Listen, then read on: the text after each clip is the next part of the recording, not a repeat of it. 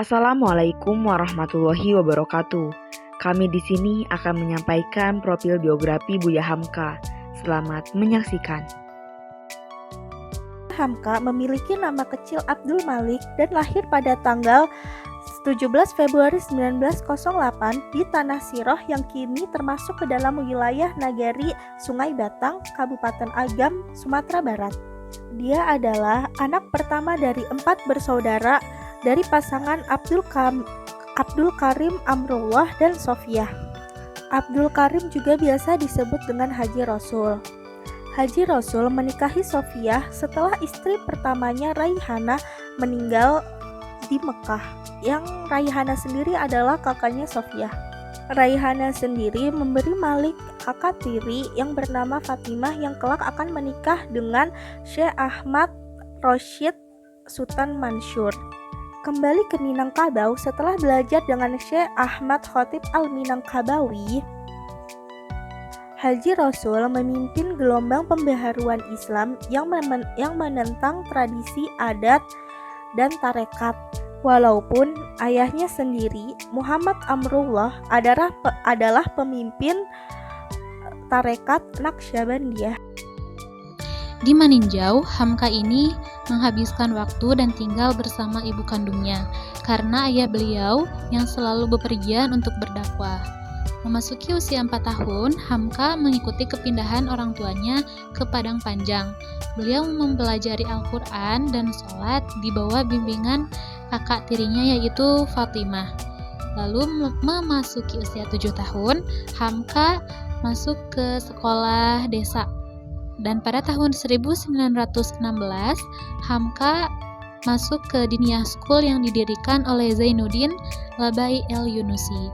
Nah, sambil mengikuti sekolah pagi di sekolah desa, Hamka juga mengikuti kelas sore di Diniyah School itu.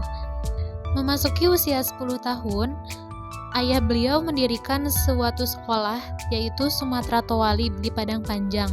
Nah, di situ Hamka mempelajari ilmu agama dan sastra khususnya bahasa Arab.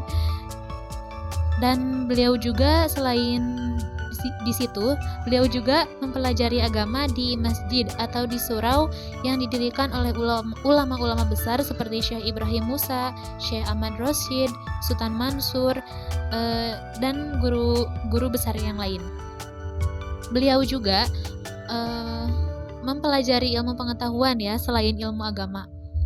Beliau mempelajari filsafat, sejarah, sosiologi, politik, dan banyak lagi secara mandiri atau secara otodidak gitu ya.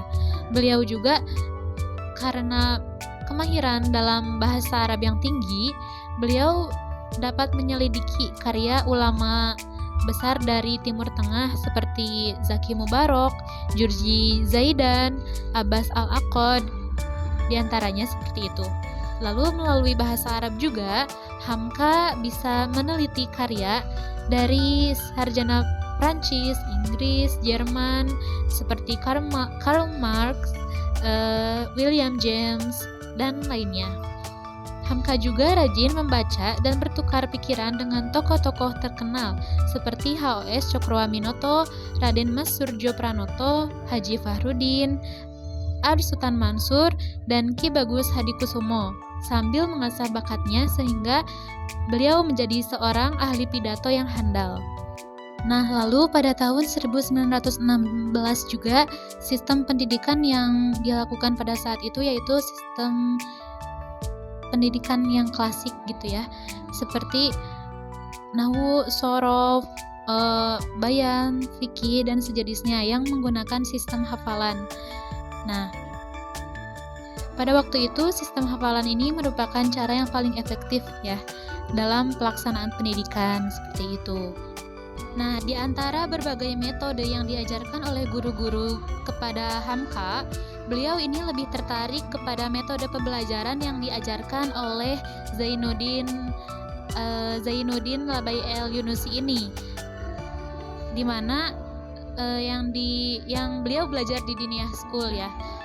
Bukan hanya mengajar, yaitu transfer of knowledge, tetapi melakukan proses mendidik. Beliau merupakan salah seorang ulama dan sastrawan Indonesia, yang mana beliau aktif menjadi seorang wartawan, pengajar, juga penulis.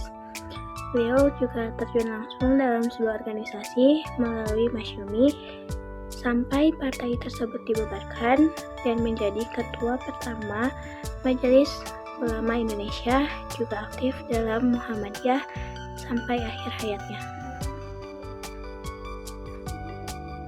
Hingga pada akhirnya Universitas Al-Azhar dan Universitas Nasional Malaysia menganugerahkan gelar doktor kehormatan kepadanya, sedangkan Universitas Mustopo Jakarta mengukuhkan kepada Buya Hamka sebagai guru besar.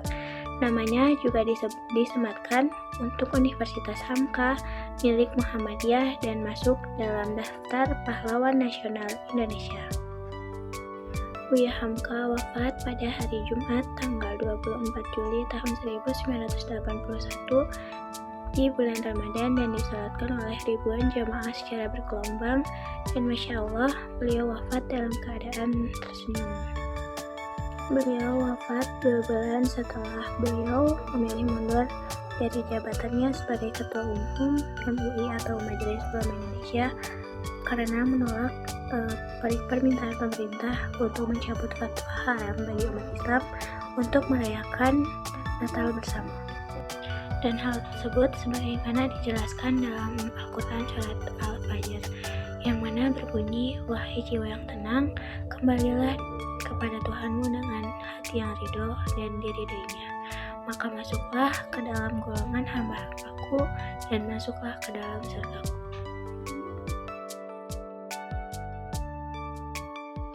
Profesor Dr. Haji Abdul Malik Karim Amrullah atau yang kita kenal dengan nama Buya Hamka dibayangi nama besar ayahnya, Abdul Karim Amrullah.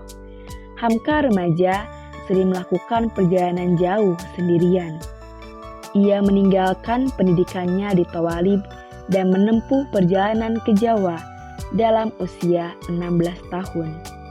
Setelah setahun melewatkan perantauannya, Hamka kembali ke Padang Panjang membesarkan Muhammadiyah.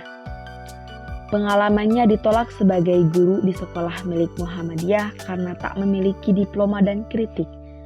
Atas kemampuannya berbahasa Arab, melecutlah keinginan Hamka untuk pergi ke Mekah.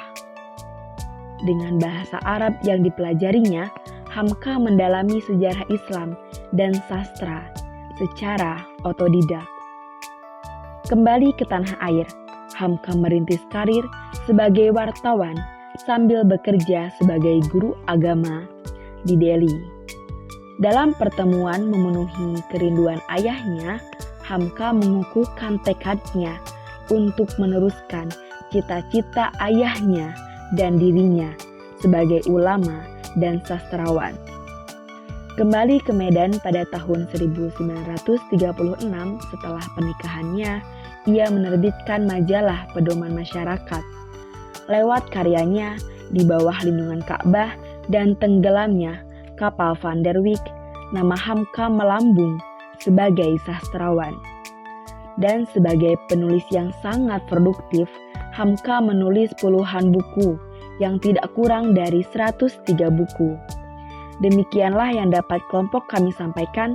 Mohon maaf jika ada kesalahan atau perkataan kami yang kurang berkenan. Wabillahi taufiq wa hidayah.